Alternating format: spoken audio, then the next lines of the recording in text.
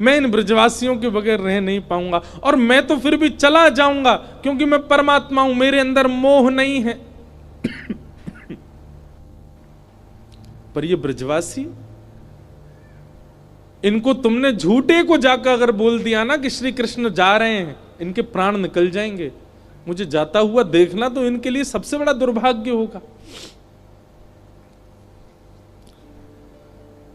नारद जी ने बैठ करके भगवान से बहुत देर चर्चा की और ठाकुर जी से कहा, नाथ आपको आना पड़ेगा और कोई उपचार नहीं।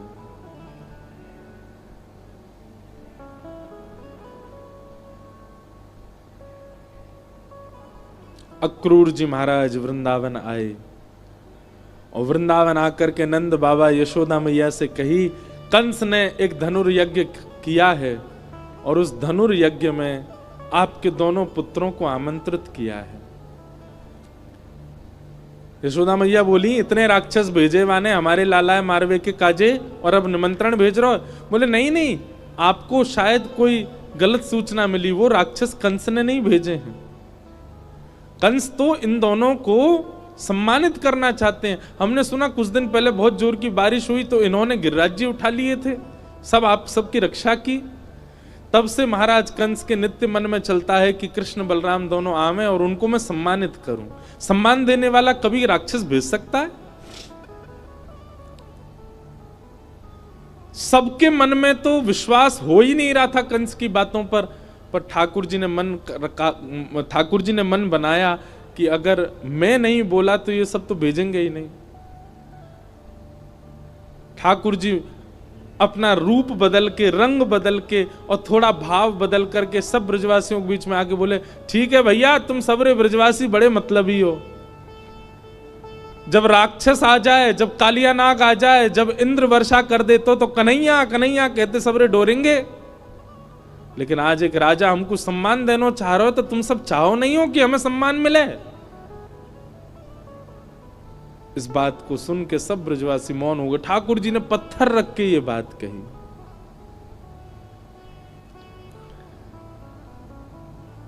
अक्रूर जी महाराज ले जाने के लिए आए हैं श्री ठाकुर जी को।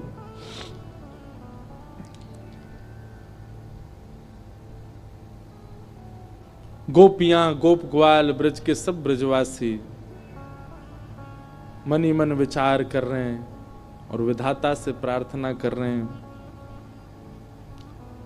कि अहो विधातस्तवन क्वचित् दया संयोज मैत्र्या प्रणयेन देहिना। अरे विधाता, तेरे अंदर दया नाम की चीज नहीं है क्या? कहां श्री कृष्ण को हमारा प्रेमी बना दिया, कहां हम सबके चित्त में उनके प्रति इतना प्रगाढ़ प्रेम प्रकट करा दिया। और जब हम सबके चित्त में प्रेम आ गया, आज मिलने का समय आया, अब उनके संग रहने का समय आया, उनके संग अब लीला करने का समय आया, तो तू उनको हमसे दूर कर रहा है। सब ब्रजवासी मौन हो गए, बोल कुछ नहीं रहे, क्योंकि ठाकुर जी ने ऐसी बात कह दी है कि कुछ कुछ कहें तो कहीं ठाकुर जी यूं नहीं समझ लें कि ये सब हमारे शुभ चिंतक नहीं है।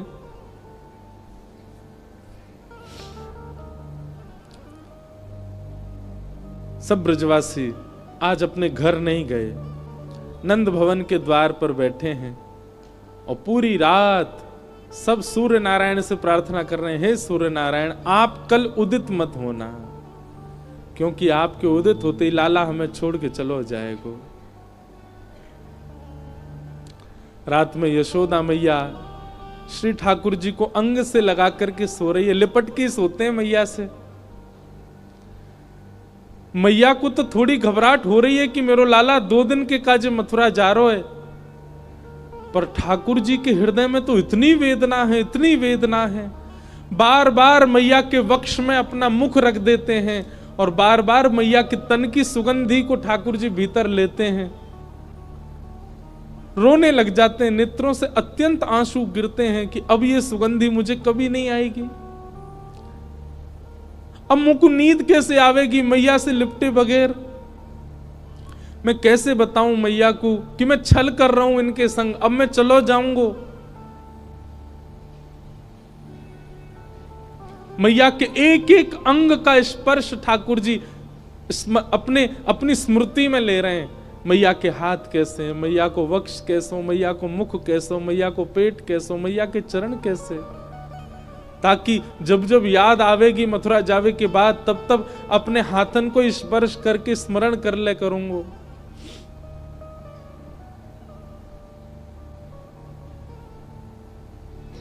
मैं एक बात अभी कह रहा था पिछली कथा में,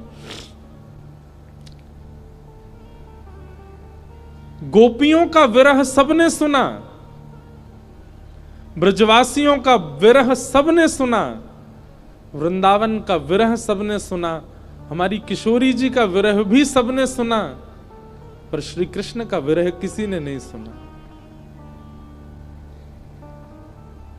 गोपियां वेदना में हैं, ब्रजवासी वेदना में हैं, वृंदावन वेदना में हैं, सब सखियां वेदना में हैं, श्री जी भी वेदना में हैं, पर किसी ने यह विचार क्यों नहीं किया कि कृष्ण भी तो वेदना में है। और मैं व्यास मंच पर बैठ करके कह दूं, संत जनों के सानिध्य में मेरे मुख से निकल रही है ये बात, ब्रजवासी, ब्रज गोपिकाएं, वृंदावन आदि आदि जितने भी विरह हैं, इन सब का विरह एक पडले में रख दो और श्री कृष्ण का ब्रज के प्रति विरह एक पडला में रख दो। कृष्ण का विरह भारी है, पर क्योंकि वे पुरुष हैं इसलिए उनका विरह छुपा हुआ है।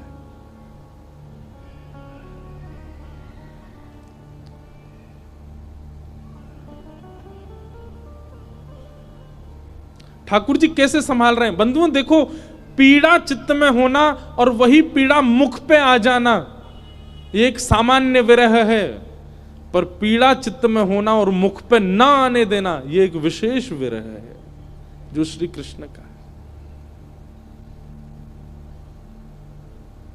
द्वारिका लीला में श्री ठाकुर जी नित्य एक ही करवट से सोते हैं। एक दिन रुक्मणी जी ने कहा कि नाथ आप करवट क्यों नहीं लेते, मैंने बहुत दिनों से देखा है आप एक ही करवट से सोते हो, आप रात में जिस तरफ मुख करके सोते सुबह भी वहीं पाते हो, कोई पीड़ा है, आप कभी सीधे नहीं होते, कभी उस तरफ मुख नहीं करते, क्यों?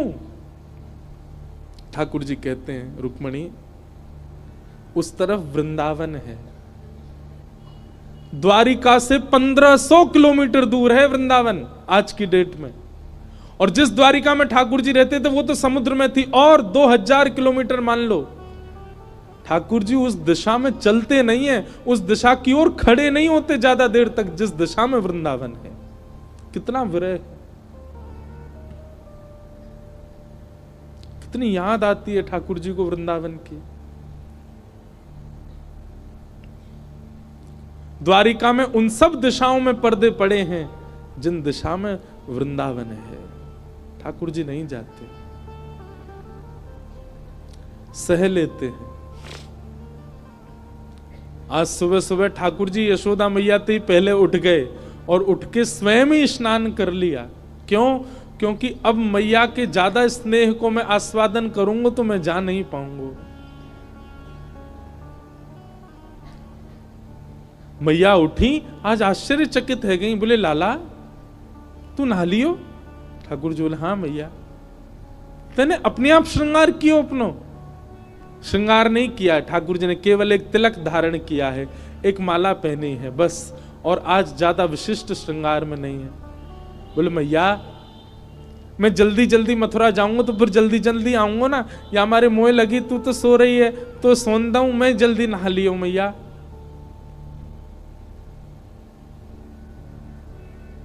यशोदा मैया थोड़ी सी विचलित तो हुई आज तक ऐसा नहीं हुआ था। ठाकुर जी ने मन में विचार किया, अक्रूर जी से जाके कहा अभी ब्रह्म मुहूर्त है, सुबह की बेला है, सब ब्रजवासी अभी सो रहे होंगे, मैया यशोदा नंद बाबा उठ जाएं, केवल इनको प्रणाम करके हम चलें मथुरा की ओर। अक्रूर जी महाराज बोले जी भगवान। जैसे ही जाकर के द्वार खोला ठाकुर जी ने असंख्य गोपियां, असंख्य ग्वाल, सब ब्रजवासी, गैया, सब खड़े हैं वहीं पर। और द्वार खुलते ही किसी के मुख से स्वर नहीं निकल रहा, पर नेत्रों से आंसू गिर रहे हैं। ठाकुर जी कह रहे हैं, अरे तुम सबरे सोए ना, तुम सब गए ना? अरे भैया इतना उदास काय को है रहे हो, इतना रुदन काय को कर रहे हो? मैं आ जाऊंगा ना, परसों आ जाऊंगा ना मैं। 2 दिना की तो बात है, ऐसे निकल जाएंगे 2 दिना तो।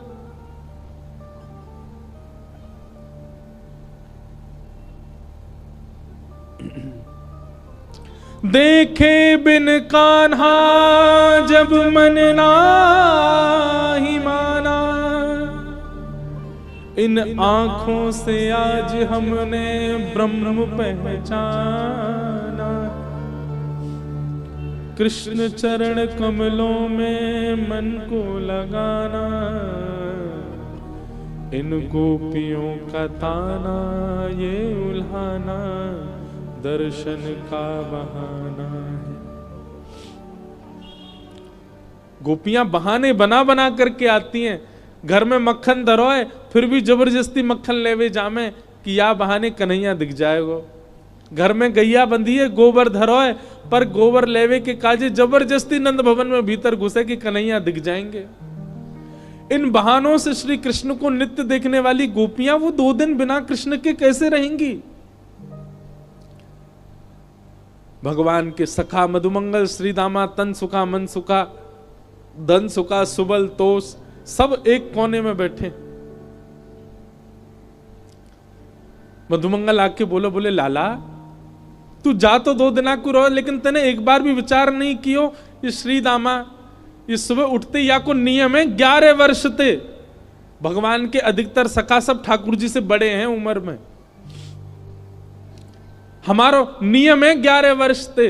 हम रोज सवेरे उठ करके आंख बंद करके पहले नंद भवन आमे, सबसे पहले 13 मुखमंडल देखें, वाके बाद जलपान करें लाला। तो देखे बगैर हमारे जल हलकते नीचे ना उतरे। और तू 2 दिना के काजे हमें छोड़ के जा रहा हो, हम कैसे जीवित रहेंगे? ठाकुर जी स्तब्ध हो रहे हैं, मौन हो रहे हैं। कहां समझाएं, अब शब्द नहीं है ठाकुर जी के पास। भगवान किशोरी जी के पास गए, चरणों में प्रणाम